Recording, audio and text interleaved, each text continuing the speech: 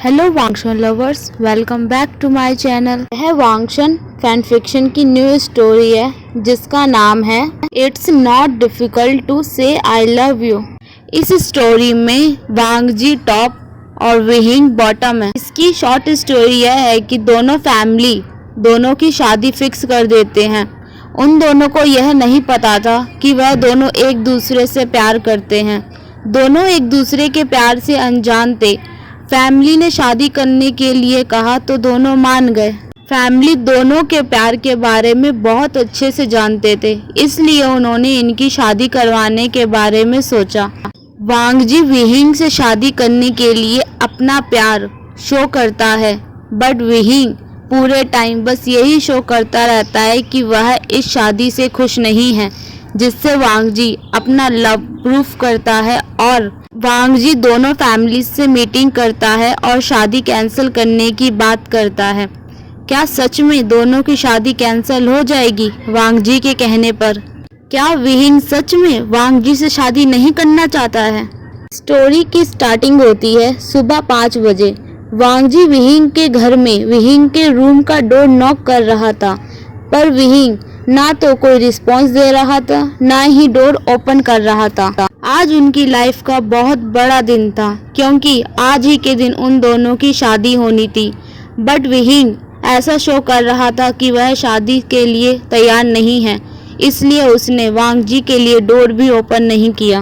वांग जी को door knock करते हुए 1 आवर हो जाता है, पर विहिंग रूम में सेम स्टेट में ही था। ना तो वह वांग जी को रिस्पॉन्स दे रहा था और ना ही डोर ओपन कर रहा था। वांग जी अनॉय होते हुए सोचता है, मैं नॉक कर ही क्यों रहा हूँ? 1 आवर से ज़्यादा हो गया है, विहिंग ने डोर ओपन नहीं किया, ना ही कोई आवाज़ दी है। शायद वह सो रहा होगा। मैं जानता हूँ विहिंग को देर से उठने की आदत है। वांग जी विहिंग से इतना ज़्यादा प्यार करता था कि 1 आवर डोर नॉक करने के बाद भी वांग जी के चेहरे पर कोई भी गुस्से वाला भाव नहीं आ रहा था। वह बिल्कुल शांति से विहिंग के डोर ओपन करने का वेट कर रहा था। वांग जी को 1 आवर और भी हो जाता है नॉक करते हुए, पर विहिंग ना तो कोई रिस्पॉन्स दे रहा था और ना ही डोर ओपन कर रहा था। वांग जी को अब टेंशन होने लगी थी, क्या विहिंग ने कुछ कर तो नहीं लिया होगा? वह सोच ही रहा था कि वह फ्लैशबैक में चला जाता है 1 मंथ पहले, जब अंकल चिरैन ने वांग जी को अपने रूम में बुलाया था उसकी शादी की बात करने के लिए। वांग जी अंकल के पास जाता है, उन्हें बो करता है और उनके सामने बैठ जाता है। अंकल सडनली वांग जी से कहते हैं, कॉन्ग्रेचुलेशन, तुम्हारी शादी फिक्स हो गई है। वांग जी यह वर्ड सुनकर पूरी तरीके से शॉक में चला जाता है कि अंकल ने उसकी शादी किसके साथ और क्यों फिक्स कर दी है। अंकल ने उससे एक बार भी शादी के बारे में पूछा भी नहीं और उन्होंने मेरे लिए कोई ढूंढ भी लिया और मेरी शादी फिक्स भी कर दी और मुझे अब बता रहे हैं। सडनली अंकल कहते हैं कि मैंने तुम्हारी शादी अपने बेस्ट फ्रेंड के बेटे विभूषण से तय की है। वांग जी के फेस पर एक छोटी सी स्माइल आ जाती है, बट फेस अभी भी एक्सप्रेशन लेस था।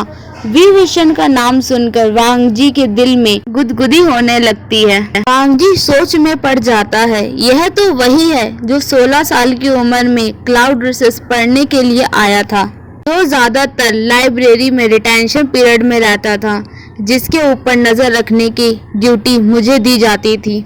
वह तो क्लाउड रिसर्च के लिए एक ट्रबल मेकर ही बन गया था, और तो और वह हर सेकंड ट्रबल में पड़ता था और अपने लिए ट्रबल को इनवाइट करता था, जो क्लाउड रिसर्च में लगभग 2 महीने तक रुका था, जिसने क्लाउड रिसर्च के लोगों की नाक में दम कर दिया था। इतना ज्यादा ट्रबल मेकर कौन हो सकता था? मैं तो यही सोचता था।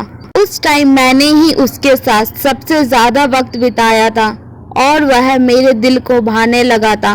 वह रूल्स को कॉपी नहीं करता था, बट पूरे टाइम लाइब्रेरी में मुझे ही परेशान करता था, टीज करता था। स्टार्टिंग में वह मुझे अनॉय करता था, पर धीरे धीरे मुझे उसकी आदत होने लगी थी।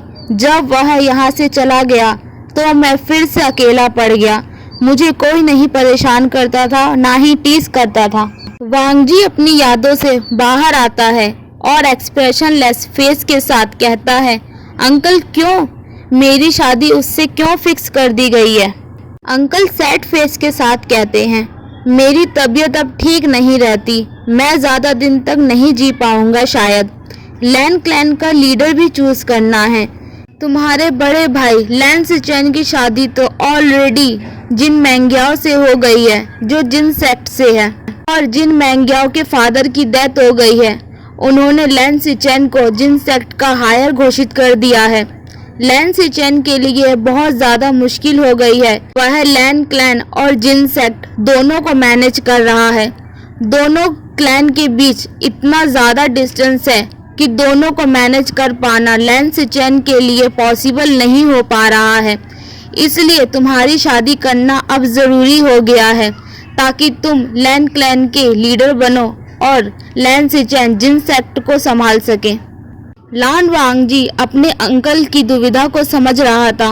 वह एक और क्यूरियोसिटी के साथ सवाल पूछता है, पर विभूषण ही क्यों? कोई और क्यों नहीं शादी के लिए? अंकल वांग जी की क्यूरियोसिटी को शांत करने के लिए कहते हैं, वह मेरे दोस्त का बेटा है और उसे उन्होंने अडॉप्ट किया था। मैं अपनी दोस्ती को रिश्तेदारी में बदलना चाहता हूँ, जो सिर्फ और सिर्फ तुम दोनों की शादी करने से ही पॉसिबल हो सकती है। लान वांग जी अंकल को समझाते हुए कहता है, मैं तो बहुत ज़्यादा शांत स्वभाव का हूँ, पर विभूषण तो एक ट्रबल मेकर है जिसने क्लाउड रिसेस में बहुत ज़्यादा ट्रबल किए थे। पर वह लोगों की मदद करता था लेकिन खुद ही मुसीबत में पड़ जाता था। एवरी सेकंड वह खुद को मुसीबत में डालता था और दूसरों को भी उस मुसीबत में खींच लेता है। वांग जी कहता है, अंकल मैंने तो कभी कोई दोस्त भी नहीं बनाया, मैं शादी को कैसे मैनेज कर पाऊंगा? क्या विभूषण भी शादी के लिए तैयार है? अंकल वांग जी के सवाल का कोई जवाब नहीं देते तो वांग जी अपनी पिछली यादों में से कुछ किस्से अंकल को सुनाने लग जाता है कि विभूषण के साथ क्लाउड रिसेस में क्या हुआ था। वांग जी कहता है, क्लाउड रिसेस के लोगों ने विभूषण का नाम ट्रबल मेकर रख दिया था क्योंकि वह एवरी सेकंड ट्रबल में पड़ता था और लोगों के लिए भी ट्रबल क्रिएट करता था। लेकिन विहिंग दिल का बहुत अच्छा था, वह सभी लोगों की मदद करता था। इस वजह से उसकी फैन फॉलोइंग भी बहुत बढ़ गई थी क्लाउड रिसेस में। वह सबकी हेल्प करने के लिए बिना किसी कंडीशन के पहुंच जाता था। और आप तो जानते ही हैं कि वह ज़्यादातर टाइम लाइब्रेरी में बिताता था रूल्स को कॉपी करने के लिए, और एक बार नहीं पूरे हजार बार वह रूल्स को कॉपी करने के लिए लाइब्रेरी में रुकता था और मुझे ही उसकी ड्यूटी के लिए वहां छोड़ा जाता था, जो मुझे बहुत ज़्यादा ही परेशान करता था।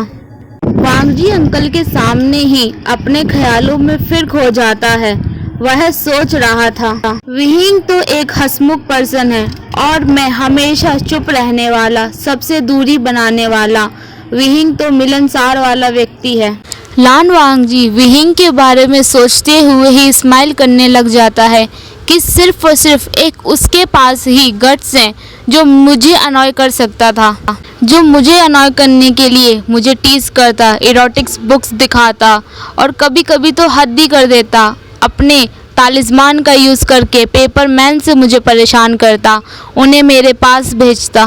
जब मैंने विहिंग की ब्यूटीफुल ड्राइंग को देखा, मैं तो उनके ऊपर फिदा ही हो गया कि कोई इतनी सुंदर कारीगरी कैसे का बना सकता है। वह बहुत ज़्यादा ब्यूटीफुल ड्राइंग्स करता था। सबसे बड़ा शौक तो मुझे उन ड्राइंग्स को देखकर यह लगा कि उन सारे ड्राइंग्स में सिर्फ और सिर्फ मेरी ही तस्वीरें बनी हुई थी। जब मैं लाइब्रेरी में उसके टेंशन पीरियड की ड्यूटी करता था, उसने उस टाइम पे मेरी सारी ड्राइंग्स बना रखी थी। वह रूल्स को कॉपी नहीं करता था, वह मुझे परेशान और मेरी ड्राइंग्स बनाता था। वांग जी सोच रहा था, पहले तो मैं उससे बहुत ज़्यादा परेशान हो जाता था, पर अब क्या करूं, मुझे उसकी आदत हो गई थी। अगर वो मेरे आसपास नहीं होता था तो मुझे बोरिंग फील होने लग जाता था, उसकी याद आती। मुझे तो यही लगने लग गया था कि विभूषण की लाइफ में तो बस एक ही गोल है कि वांग जी को किस तरीके से परेशान करना है, उसे किस तरीके से टीज करना है। वह मुझे परेशान करना शायद कभी नहीं छोड़ेगा। बट सडनली एक दिन उसने ऐसा करना छोड़ दिया। वांग जी सोच ही रहा था कि जब वो मुझे टीज करता तो मेरी आंखों की चमक अपने आप ही बढ़ जाती थी। क्या ये सच में प्यार है? मैं विभूषण से प्यार करने लगा था। मेरे दिल की धड़कनें क्यों बढ़ जाती थी जब मैं अपने सामने विभूषण को स्माइल करते हुए देखता। मुझे परेशान करने के बाद वह वाइडली हंसता था।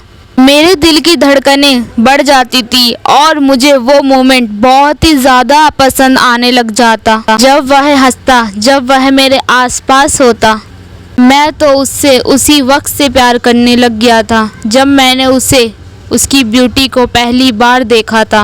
वांग जी के अंकल लैन चेरन यह जानते थे कि वांग जी कभी अपने दिल की फीलिंग्स को किसी के सामने जाहिर नहीं करता और वह विभूषण से प्यार करता है। उसकी आंखों से पता चलता है, लेकिन वह कभी नहीं बोलेगा। वांग जी अपने अंकल से दोबारा सवाल करता है कि विभूषण ही क्यों शादी के लिए। अंकल सोचने लग जाते हैं कि और कोई तो है ही नहीं है जिससे मैं वांग जी की शादी करवा सकूं, जिसके साथ वांग जी खुश रह सके। शायद वांग जी की खुशी किसी और के साथ है ही नहीं जितना वह विभूषण के साथ खुश रहेगा। मैं तो बस यही चाहता हूँ कि मेरे मरने से पहले वांग जी की शादी हो जाए और मैं उसे एक अच्छी मैरिड लाइफ दे सकूं जिसमें वह बहुत ज़्यादा खुश रहे। और विभूषण ही इसलिए शादी के लिए क्योंकि वांग जी की खुशी सिर्फ और सिर्फ विभूषण के साथ है। अंकल वांग जी से कहते हैं कि विभूषण से ही शादी होनी है। मैंने अपने फ्रेंड जियांग क्लैन लीडर से बात कर ली है, उन्होंने भी शादी के लिए मंजूरी दे दी है। वांग जी छोटी सी स्माइल के साथ अंकल से कहता है, अंकल बताइए, अगर दोनों फैमिली हैप्पी हैं और विहिंग को भी कोई प्रॉब्लम नहीं है शादी से, तो मैं भी शादी के लिए तैयार हूँ। डेट कब फिक्स हुई है? अंकल हैप्पी होते हुए कहते हैं 1 महीने के बाद शादी है।